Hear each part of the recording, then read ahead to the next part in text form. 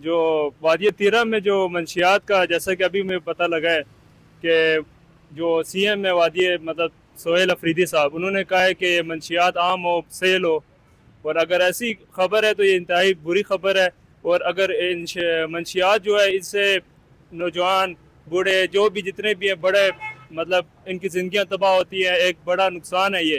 کتنے کتنے بڑے جوان، کتنے بڑے بڑے خوبصورت نوجوان آج سڑکوں پہ لیٹے ہوئے ہیں، بیٹھے ہوئے ہیں، اور چرس کے پیچھے، مطلب کہ چرس کے پیچھے اپنے گھر بار چھوڑ دیے اور زندگیاں تباہ کر دی ہیں۔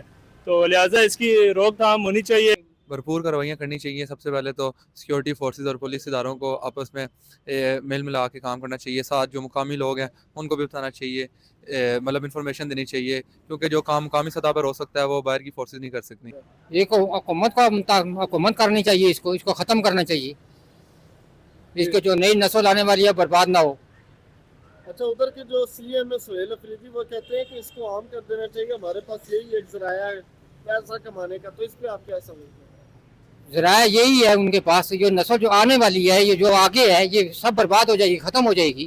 حکومت کو چاہیے کہ جو سیکورٹی فورس ٹیمیں ہیں ان کو ایکٹیو کریں، اور کیونکہ یہ جو نشے وغیرہ کا کام ہے یہ اچھا نہیں ہے، ایک بار جو اس لت میں پڑ جاتا ہے تو وہ پھر نکلتا نہیں اس کام سے۔ تو حکومت کو چاہیے کہ اس پہ ایکشن لے اور ایک کمیٹی اٹھائیں جو اس کے خلاف ایکشن لے، اور جتنے بھی منشیات فروشت ہیں ان کو پکڑیں۔ یہ نہیں ہے کہ جو آگے سپلائی کریں ان کو پکڑیں، جہاں سے آ رہی ہے ان کو پکڑیں۔